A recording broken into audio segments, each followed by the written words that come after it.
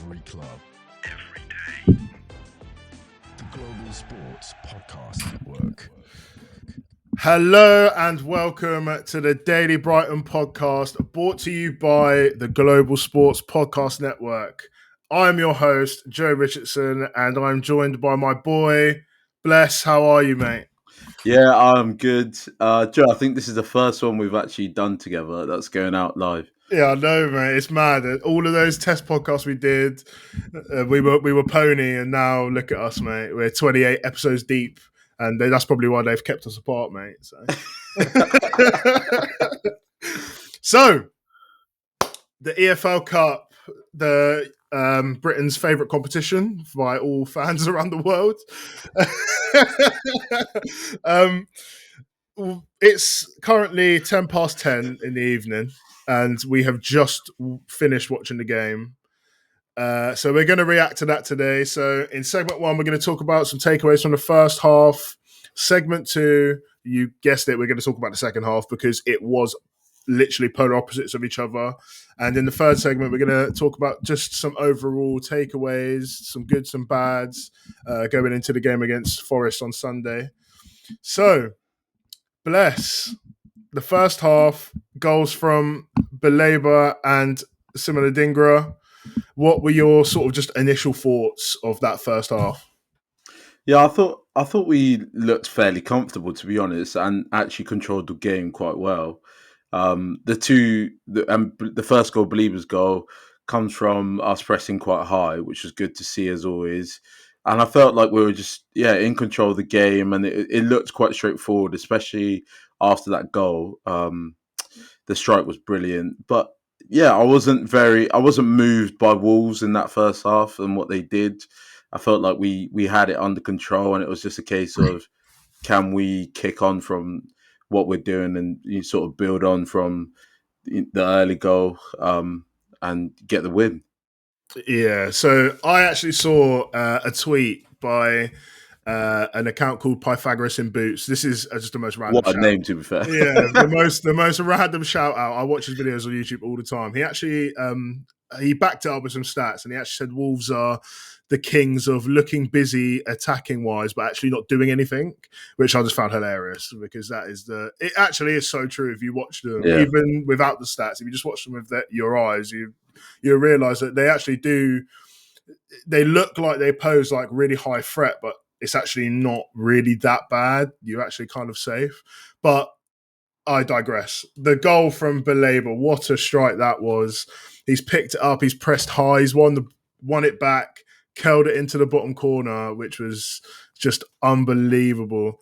What were your sort of Bless, what were your sort of takeaways on just the overall sort of play that we saw in that first half? Yeah, I think again we pressed really high, which was good, and I'm still wondering why Wolves kept on trying to play out from the back. Because it just didn't seem like it was working. We controlled the game. Again, you've spoken about Belieber, absolutely brilliant again, just controlling that midfield. Yeah, he's so strong, and like when the game's having a lot of transition, he's the perfect guy to have in the midfield because he can win the ball, and also he can actually protect the ball quite well. So I think tactically we looked like we were doing the same things that we normally do, and Ciso getting into spaces João Pedro would get into as well. Yeah. And obviously good to see Evan Ferguson back as well, leading the line. But tactically it was the same. But it was nice to see us controlling the first half, the first sort of moments of it, and getting that goal as well. So the second goal was a player who we actually haven't really spoken about that much, really. We've touched on him in pre-season quite a bit, but it was always in reference to another player who we talk about a lot on this podcast. It was such a well-taken goal from Adingra, to be honest with you. It was almost becoming a trademark, maybe, the cutting in onto the right foot, curling it into the corner, things we absolutely love to see. But we have a certain member of this podcast, Jamie G, who has been calling for Minte to be dropped. And we both said just before we started recording that we don't think Minte has been very good recently. But blessings, Minte versus Adingra. Are you still sticking with your boy Yankuba Minte? Of course I am. All right, what it is, it's great to see Adingra coming on and doing all these things, but at the end of the day, I think Adingra on the right hand side is not as effective as Adingra on the left hand side. Mm-hmm. However, he's not as polished as Matoma, so he doesn't start in the Premier League on that left hand side. So I just think you've got to start Minte because as well he's not as polished, but at least there's no one else to start on the right wing really at the moment who's going to be effective. So Minte has to start on that right wing, unless you're talking about dropping Matoma on the left so that you can get a Dinger in. I don't really want to hear it from Jamie, to be honest. Like Matoma doesn't get dropped because we know the quality he has in the box. Dinger has been playing very well, and it's quality to see. But again, still not as polished as Matoma, so doesn't start for me at the moment. I know we're early doors in this season, but I am going to play devil's advocate a little bit because obviously Jamie G is not here to defend himself currently.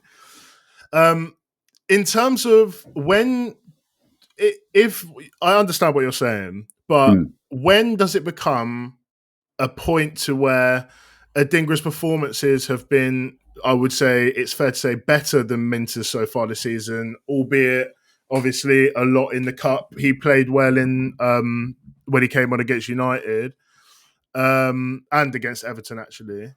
But when is it fair for him to be rewarded for these performances? Yeah, I mean, this is a game I looked at and I was like, if Minte's starting, this is a game I'd want to see him kick on and really, you know, get a contribution, assist or a goal or something. And he hasn't done that again.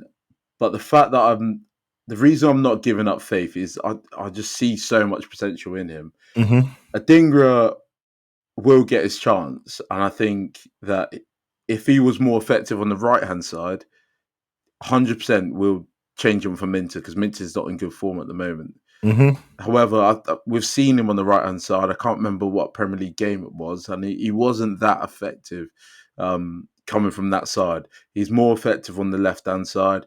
Could you say Matoma moves out to the right-hand side and then the Digma starts? Again, I don't think Matoma would look that comfortable, consistently trying to go around the other side. I feel like Matoma's better when he's on the left-hand side and it's sort of giving the fullback two options of where he's going to go. But I guess if he carries on, long answer to this conclusion, but if he carries on the way he's doing, he needs to be rewarded the start, to be fair. Yeah. But yeah, let's just see what happens, I think.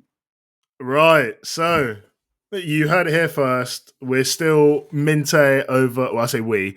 I'm sort of edging towards Adingra at the moment. I was going to say, yeah, where do you stand? No, I think that it gets to a point where the performances haven't been there, and Adingra is a player who I messaged the group chat during the game, and I feel like he is a bit too good to be sat on the bench. Because I think he plays for quite a few teams, well, a lot of teams in this league, let alone playing in cup games. So I know he played Wolves, but let alone playing in cup games. But I think that it will get to a point where some of the stuff that he was doing tonight was unbelievable. The touch on the halfway line where he's just plucked it out of the air, turned, ran. That and his end product is a lot more polished than Minte's is as well. Don't get me wrong; he obviously has a lot of things to improve on as well. But his all like the decision making and things like that are there already. Are sort of on their way to being there. Whereas Minte, I feel like is quite far away from that. My question from that is, how would you shuffle the team then? Was Minter out and then you play him on the right? Oh, I would. I think Adingra is accomplished enough to play on the right. I know. I mean, he was doing it for stretches last season anyway, and he looked half decent there. It's obviously not ideal, but when a player's playing there who's not playing well, I feel like sometimes you just have to take that. I feel like they're potentially waiting for Gruder to come into the fold because solid marches are going to be back until like October, mid-October time. So I feel like he's going to be. They're waiting for Gruder to come back to see how that goes, and then you might see some stuff where it is early doors. But anyway, we're going to move on to some ads. We would like to hear from you guys on social media, on comments on this podcast on Spotify. I don't even know if you can leave comments on Apple Podcasts, but if you can, do it. You're going to hear from Zencastr, our partners today. And in the second segment, when we come back, we're going to talk about the second half of the game. Who would have thought it? We will see you after the ads. Do you have a story to tell that the world needs to hear? Have you struggled with reaching new audiences who are engaged with your story? It might be time for you to start a podcast. Let me tell you about a platform we use here at the Global Sports Podcast Network called Zencastr. Zencastr makes it easy to start a high-quality podcast built for growth from day one, with 4K video recording from your phone and AI editing that automatically removes ums, ahs, your nose, and 22 other speech patterns. Zencastr makes it super easy to start a podcast that sounds great. Ready to tell your story? Check out the link in the show description to learn more about Zencastr. And we are back. Segment 2, Joe, Bless, Brighton and Hove Albion, Wolverhampton Wanderers. And we're going to be talking about that second half where the Wolverhampton Wanderers gave us a little bit of a scare, Bless. What were your overall thoughts on that second half, which was completely different to the first half? Yeah, honestly, I'm still trying to put my finger on it, like what sort of change. And I can only go back to literally at kickoff. I looked away for a second. They're through and goal. I'm just thinking, what have I missed? What's happened? But good save from Steele. It was a strange second half. It almost felt like a friendly match. I don't know about you. It was very weird because at the end of the first half, which I didn't touch on for some stupid reason, they clawed one back with Gonzalo Guedes, and you sort of had like an inkling because the defending was poor. Come from down that left hand side, the defending was quite poor, and I feel like maybe they switched off a little bit, but that sort of carried on through half time, which in reality, the goal before half time, you just want to get in and be like, okay, let's pattern up now because we need to continue how we were playing in that first half for the rest of the game. Otherwise, they've already clawed one back, so they're in the game. Do you know what I mean? And that 2-0 in the first half, it was very much plain sailing, and then for whatever reason, it just turned on its head. Yeah, it was strange because, like, the way I was looking at it, that goal, that chance early on in the second half, if that goes in, like, Wolves have got their tails up now. They really become confident in the game. I know it's obvious to say, but they become even more confident where they can be like, we can get a third, we can actually win this. Whereas at 2-0, it looked like they were, slowly coming to being done and out.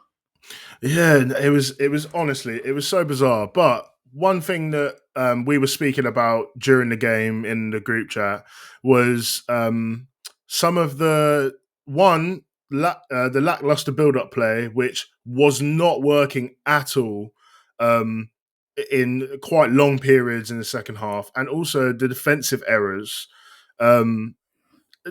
Wolves had 3 big chances missed in this game, and that is quite a high amount. We only had 1 and we won 3-2. So what do you think? We've obviously spoken about in the podcast yesterday, we spoke about how the drop-off from Van Hecker and Dunk is so large to Igor and Webster.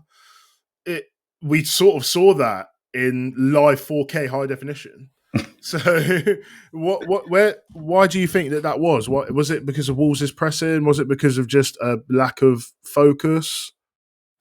I just think in the first half, Brighton controlled the game and they had the ball, and it almost felt like everything was okay. But then in the second half, it was a bit hectic, and obviously in the Premier League, or if you're playing Premier League sides, you're always going to have moments where it is a little bit mad and things are going on.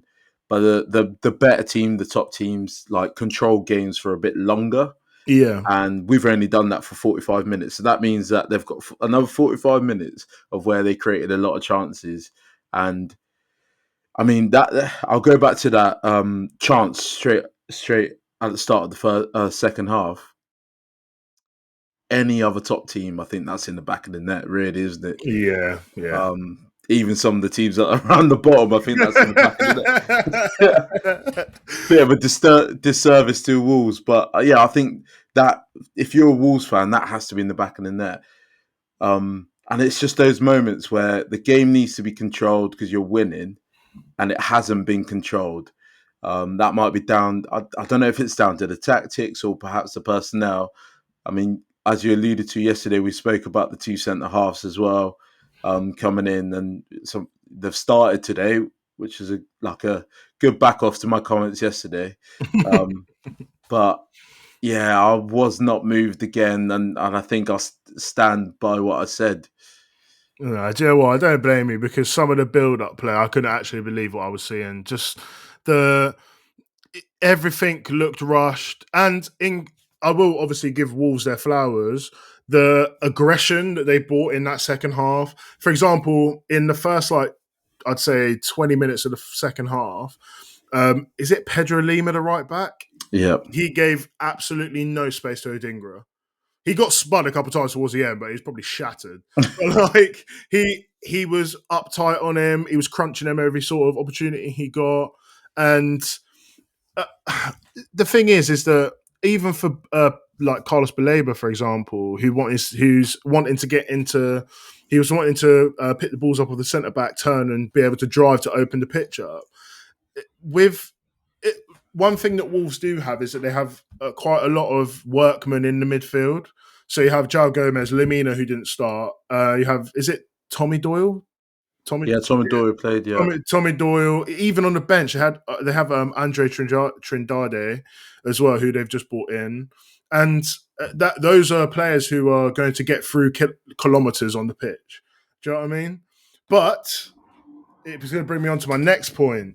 Herzl saw enough, and all that coin that Tony Bloom was spending, we saw it come onto the pitch with Matt Swiffer making a return, and he seemed to have added a lot of calm when he came onto the pitch, because we started playing again, we started creating chances again, and he looked like he hadn't really missed a beat, considering he's been out for a decent amount of time, plus international break. So what were your thoughts on the return of Matt Swiffer?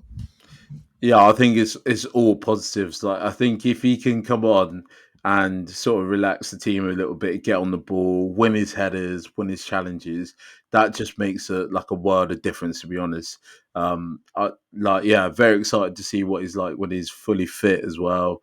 Mm-hmm. But this is what we talk about. Like, the depth on the bench is just unreal at the moment. Yeah, and that's with missing quite a few players as well. So the bench is only actually going to get stronger, really. But of course, we ended up picking up that third. I think Wiffer came on maybe in the 71st minute, around that sort of period, and then in the 81st minute, Kadioglu came on in sort of on that right of the front four, and he's actually bagged. He's bagged on a surprise one. We didn't really expect it. And sort of put the nail in the coffin for Wolves. It's obviously great to see him back, but surely we're not seeing Kadioglu stepping in on. If Adingra can't really get his start in there, then surely Kadioglu's not going to be coming in there on the sly one and taking some game time away from the 1,000 wingers that we have. This is an interesting one, because when I was speaking to Jamie about this, and Jamie was talking about how he felt like Kadioglu didn't have a great game against Ipswich, and had a loose touch for one of the Ipswich chances as well. So we were talking about whether or not he might be integrated into the team a little bit slower, or it was just a bad day. And I think that the fact that he's playing in a different position, I feel like it's about getting him minutes now. So maybe we've taken a step back with him, and we're just integrating him into the team, giving him some minutes wherever needs possible. Or on the flip side, you can look at how Hertz might have seen the game and thought maybe I need like a bit more defensive stability or like on that side, and put a fullback in there. And then, of course, we're coming to the end of the game, and Tommy Doyle does make it 3-2.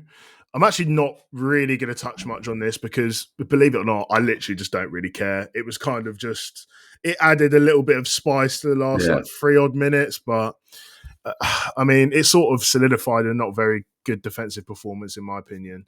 But nevertheless, we came away with the win.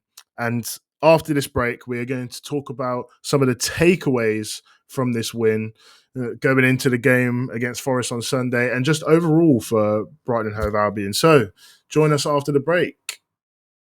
This podcast is brought to you by the Global Sports Podcast Network, the only network bringing you exclusive daily news and views on your Premier League team, the Premier League as a whole, women's football and fantasy football. A unique listening experience that puts fans first, bringing you the very latest breaking news from your team. Subscribe wherever you get your podcasts and make us your first listen every day. Global Sports Podcast Network. Every club, every day. And welcome back to the final segment of the... this won't be the last one, actually. Of the Thursday, because we are switching the days around because of the EFL Cup. So this is going to be sort of your half review of the game on the weekend and also the review of the game which just happened. It's a little bit of a mess at the moment, but, you know, the EFL Cup doesn't go on forever. So, final segment. Bless. What are your big takeaways from this game? Who impressed you? Who didn't impress you? Etc. I think, my main takeaway, to be fair, and we spoke about this off camera, and we said Evan Ferguson didn't have his best game. No. But with that being said and done, I think it was so good just to see him back. Mm-hmm. I think that, obviously, I'm always going to be the Danny Welbeck enjoyer. I'm always going to be I'm always going to be rooting for that guy. But yeah, it's good to see number 9s on the bench or ready to play. So hopefully, maybe at the weekend he gets a part to play as well. Yeah, to be honest, I don't think it's a massive shock that he didn't look as... He had glimpses, to be fair, but he was very much sort of like in and out of the game. But it isn't really... I'm not expecting him to come back and score a hat-trick. I'm just want to see him on the pitch in general is just a good sign. And it's all about building him up. And we spoke about it before when it comes to Evan Ferguson. It's all about making sure that he stays fit and that he avoids those sort of going back into that sort of slump of injuries again. And for him to get sort of any minutes in the tank is just good for us. But one player that we did want to talk about, it actually is Kadioglu. Do we see him this weekend? Oh, see, I'm not sure. I don't think we will. No. And I'm okay. Not at all, or just not starting for me. I think Okay. he may be a cameo off the bench, but I don't think he starts this weekend, and I'm okay with that. I think Jamie would disagree and probably want him to start. But I think Jack Hinchelwood will start again in left back. Again, it's all up in the air a little bit because Estupinan's back as well, so it'd be interesting to see what he does in the left back position. I wonder what you think, Joe. I'm looking towards with Kadioglu. I'm still looking towards a bit of a slower integration, but I feel like even if I would, for me, slow integration means you come on the bench a couple of times, but then you start, but then you come off.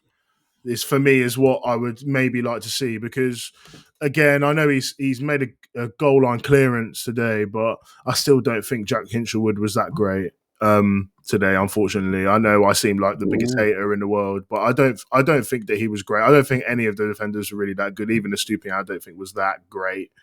But I would like to see. I've been calling for change in the fullback positions for a little bit, and I would like to see maybe the Estupiñán Kadioglu combo that we've sort of been waiting for, to be honest with you, because going forward, we all think here on the Daily Brighton podcast that is going to be the fullback pairing. So I would like to see that going forward. Also, Matt Swiffer made a return. He looked good when he come on. He did look good. He looked like it was just a knock, and he did sort of carry on from that one game that we saw him play. Do you think that he is another player that will be looking to start straight away? Because he was a player that we signed him early in the window, and he did start the first game. Obviously, had almost a full pre-season as well. So, do you think that even though he's been out for a while, do you think that we're going to see him again, maybe starting in straight away? I'm not sure about the weekend. I think that might come a bit too soon for him. Mm-hmm. But it's clear that Hertzer does rate him quite highly. And I just feel like the way Belieber's playing at the moment is having Whiffer in there might throw him up a little bit to be even more dynamic going forward. And that's something we all want to see, to be fair. He's just so powerful. But yeah, I don't see him starting at the weekend, but it'd be good to see that double pivot of them two together. Yeah, it's something that we've been calling for a while on the Daily Brighton podcast, but sod's law, we haven't been able to see it because of injuries and because of Hurzel, to be honest. Can't blame the gaffer, mate. I have to blame him, mate, because why is he? How can you not see this monster that's just there lurking around waiting to be unleashed and just leaving him there? Can I just get a final... I just want to get a man of the match from you, mate. Man of the match, I think it's an easy one. I think it has to be Simon Adingra, to be honest. I think he caused the most problems. Mm-hmm. Took his goal so well. I did feel that. I don't know why I'm doing a criticism when I'm doing a man of the match call. I'll add it in just because we're here now. But there was one chance he's cut inside, and I felt like the ball to Estupiñán on the overlap was a better pass, but he's gone for a shot. It's gone wide. But yeah, in terms of the forward players, he was definitely our best player. And what about you? I'm gonna go for. I was gonna go for Belieber originally, but I just thought that he ran out of gas a little bit. I mean, he literally played on the weekend, so I think he ran out of gas, and yeah, let him off, mate. Yeah, so like I'm gonna not go for that, and I think I am gonna agree and go for Adingra, to be honest.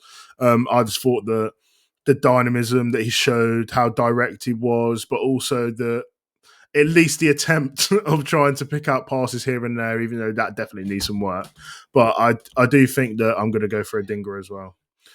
But sadly, our first combo, Joe and Bless combo, has come to an end. So I have been your host, Joe Richardson. I've been joined by... Blessings, Chibamba. I'm going to go for the same prediction for the weekend. 2-1, Danny Welbeck, knee slide. I didn't even ask him for that. He's just done it off the cuff. Mate. He's just gone I feel like I need to just let that go first. He didn't even say Danny Welbeck goal. He just said Danny Welbeck knee slide. That's all he's predicted. Right. We would love to hear what you thought about the game. Leave comments on all of our socials. You know what our socials are. They're in the show notes if you don't. So go and follow us up on there and leave 5-star reviews because that greatly helps us. And we will see you. God, what day is this coming out? It's coming out on Thursday. So we will be seeing you on Friday with our crossover with the Nottingham Forest boys. And until then. Every club, every day. The Global Sports Podcast Network.